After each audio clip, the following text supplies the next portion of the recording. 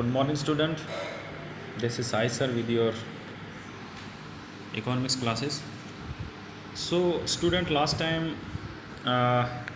we have read the change in supply and equilibrium price and some exceptional situation.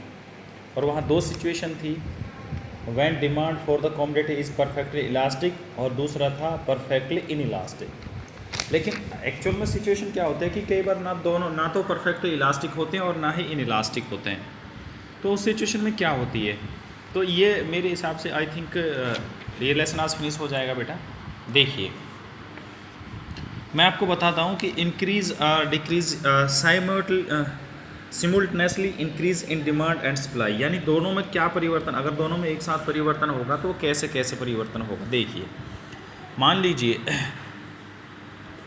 Increase in demand, first क्या है कि demand जो है, परिवर्तन जो हुआ है डिमांड में मोर देन सप्लाई, यानी दोनों में परिवर्तन हुआ, डिमांड में भी और सप्लाई में भी, लेकिन डिमांड में ज़्यादा परिवर्तन हुआ कंपेयर देन सप्लाई।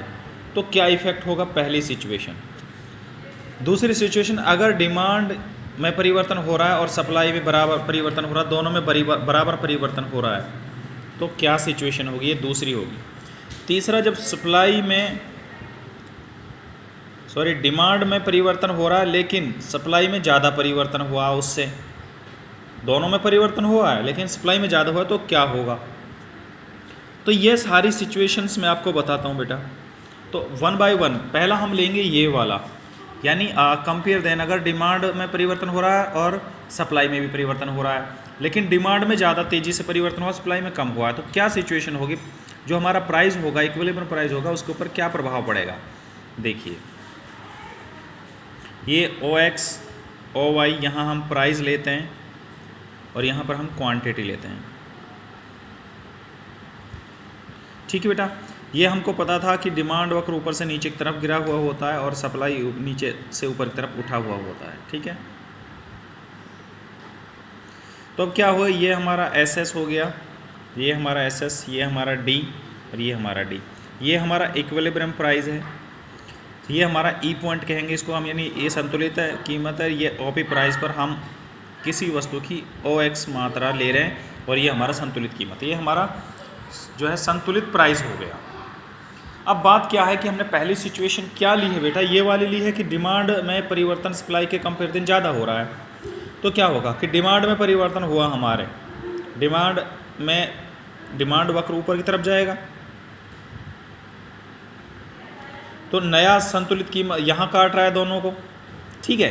तो संतुलित कीमत ये होना चाहिए हमारा, यहाँ पर बढ़ेगा कीमत, लेकिन वो कह रहा है कि परिवर्तन सप्लाई में भी हो रहा है।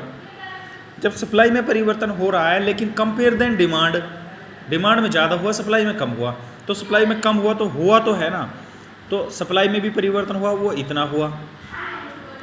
अब डिमांड में तो देखो यहाँ से और यहाँ तक इतना सारा परिवर्तन हुआ, लेकिन सप्लाई में यहाँ से यहाँ तक परिवर्तन हुआ है। तो अब दूसरा हमारा संतुलन वक्र यहाँ होगा, तो ये हमारा कीमत बढ़ जाएगी, लेकिन बढ़नी इतनी चाहिए थी ये वाली, लेकिन क्या हुआ कि सप्लाई भी बढ़ गई। सप्लाई इतनी तो नहीं बढ़ी जितनी बढ़नी चाहिए, लेकिन जितनी बढ़ी है तो फ़ायदा तो हुआ ना, कीमत कम बढ़ी है, तो यहाँ पर कीमत पर कम प्रभाव पड़ेगा, ठीक है। तो बात समझ में आ गई। मेरा कहने का मतलब ये है कि अगर दोनों में परिवर्तन हो रहा है लेकिन जोन सी में ज़्यादा परिवर्तन हो रहा है तो वो उसका कीमत पर प्रभाव पड़ेगा। तो यहाँ कीमत पर प्रभाव किसका पड़ा है, डिमांड का, क्योंकि डिमांड ज़्यादा बढ़ी है, सप्लाई कम बढ़ी है, तो कीमत बढ़ जाएगी। दूसरी सिचुएशन थी हमारी ये वाली DS, तो ये कह रहा है कि अगर मान लीजिए डिमांड भी बढ़ रही है, कीमत में दोनों में परिवर्तन जो है बराबर आ रहा है, तो अब ज़रा सोच के बताइए कि क्या परिवर्तन होगा। जितनी डिमांड बढ़ी उतनी ही सप्लाई बढ़ गई, तो क्या परिवर्तन आएगा संतुलित कीमत पर। बेटा सोचिए ज़रा दिमाग पर, बहुत आसान सवाल हो गया, अभी मैंने सब कुछ बता दिया इसमें। क्या परिवर्तन आएगा, चलिए मैं बता देता हूँ। देखिए ये हमारा P संतुलित कीमत है, इस पर हम इतनी वस्तु की परचेज कर रहे थे, सप्लाई कर रहे थे, जब मांग कर रहे थे, दोनों सप्लाई और मांग दोनों बराबर, यहाँ पर ये हमारा इक्विलिब्रियम पॉइंट है। अब क्या हुआ कि डिमांड हमारी बढ़ गई, ये हो गई। अब उन्होंने क्या, D से D1 हो गई डिमांड, यहाँ काट रहा है, तो हमारी सब कीमत जो है वो इतनी होनी चाहिए, बढ़नी चाहिए, P1 होनी चाहिए। लेकिन उन्होंने क्या कहा इसमें कि डिमांड और सप्लाई में जो परिवर्तन हो रहा है वो दोनों में बराबर हो रहा है। अब जितनी डिमांड बढ़ी उतनी ही सप्लाई बढ़ गई। तो अब दोनों यहाँ काट रहे हैं दोनों, तो भाई इसे लेंगे तो वो सेम प्राइस आ रही है, तो वही वाली कीमत आ रही है।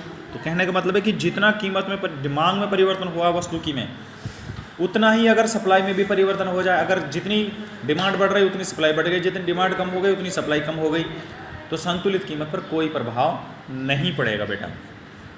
यहाँ पे क्या है, अगर डिमांड बढ़ रही है और सप्लाई भी बढ़ रही है, लेकिन डिमांड ज़्यादा बढ़ी सप्लाई कम बढ़ी, तो फिर संतुलित कीमत में थोड़ा सा परिवर्तन आएगा। तो ये क्लियर होगी बात। अब दूसरा था हमारा कि अगर मान ले सप्लाई ज़्यादा बढ़ती है डिमांड कम बढ़ती है तो क्या होगा। एक चीज़ समझ आओ बेटा, यहाँ डिमांड और सप्लाई है। डिमांड मतलब मांगने वाला, सप्लाई बेचने वाला। जब ये दोनों बराबर हो जाए वहाँ संतुलित कीमत निर्धारित होता है, जैसे यहाँ हुआ था, ये मैंने बताया था स्टार्टिंग में ये। लेकिन अब मान लीजिए